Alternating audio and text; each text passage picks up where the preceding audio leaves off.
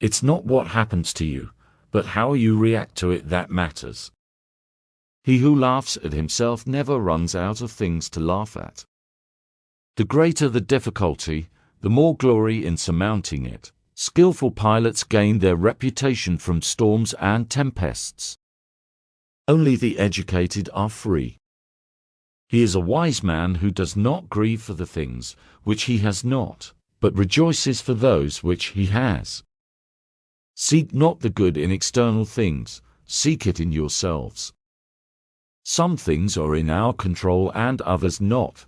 Things in our control are opinion, pursuit, desire, aversion, and, in a word, whatever are our own actions. Things not in our control are body, property, reputation, command, and, in one word, whatever are not our actions. People are not disturbed by things, but by the views they take of them. If anyone tells you that a certain person speaks ill of you, do not make excuses about what is said of you, but answer, "He was ignorant of my other faults, else he would not have mentioned these alone." Any person capable of angering you becomes your master. He can anger you only when you permit yourself to be disturbed by him. Wealth consists not in having great possessions, but in having few wants. Don't explain your philosophy, embody it. To accuse others for one's own misfortune is a sign of want of education. To accuse oneself shows that one's education has begun. To accuse neither oneself nor others shows that one's education is complete. There is only one way to happiness, and that is to cease worrying about things which are beyond the power or our will. If you want to improve, be content to be thought foolish and stupid. The key is to keep company only with people who uplift you, whose presence calls forth your best. If you would be a reader, read. If a writer, write. God has entrusted me with myself. No man is free who is not master of himself. A man should so live that his happiness shall depend as little as possible on external things. The world turns aside to let any man pass who knows where he is going. Remember, it is not enough to be hit or insulted to be harmed. You must believe that you are being harmed if someone succeeds in provoking you.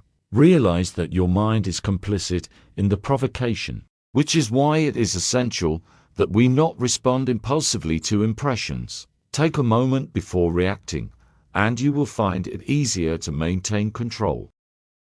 A ship should not ride on a single anchor, nor life on a single hope.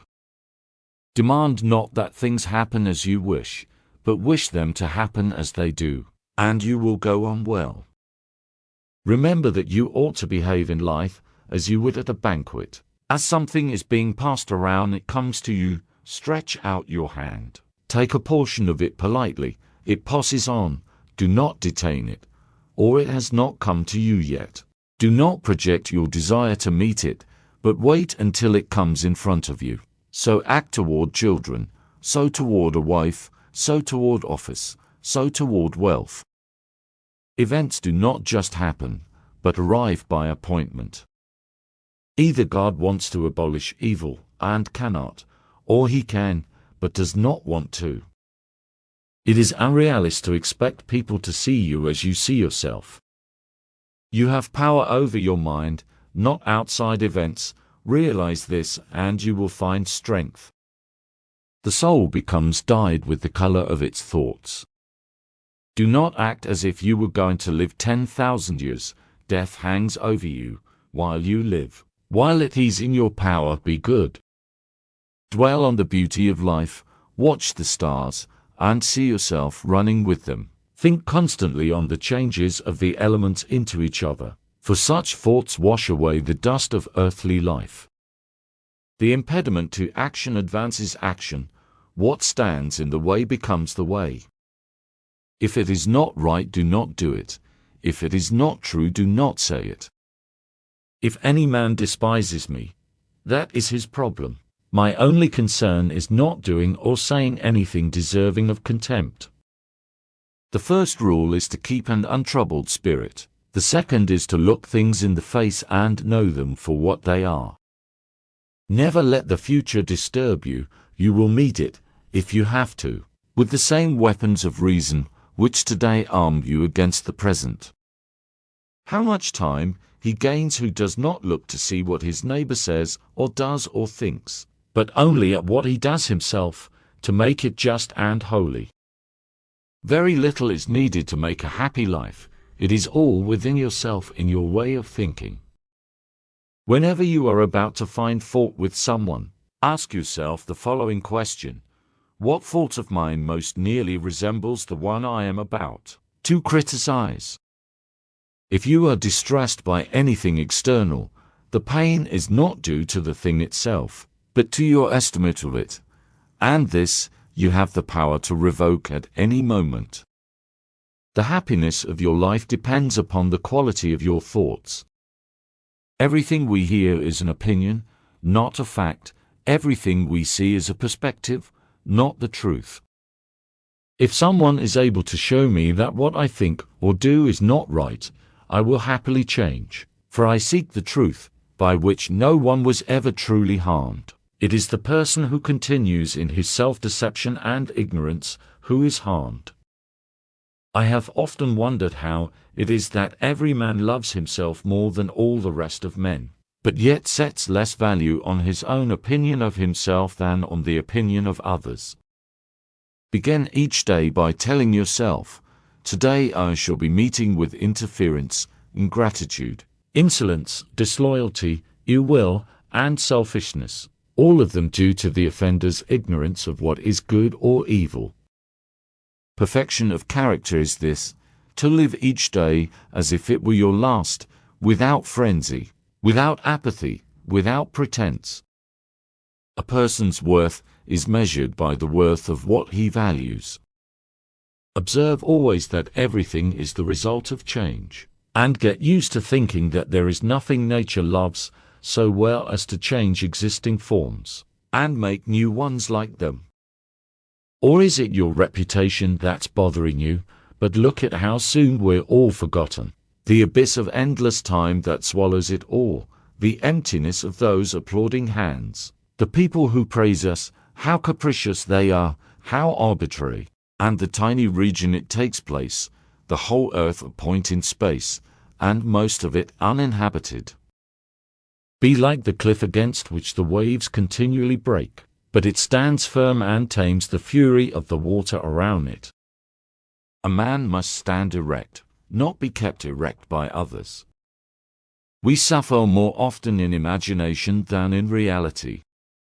If you really want to escape the things that harass you, what you're needing is not to be in a different place, but to be a different person. Sometimes, even to live is an act of courage. Fire tests gold, suffering tests brave men. Enjoy present pleasures in such a way as not to injure future ones. They lose the day in expectation of the night, and the night in fear of the dawn.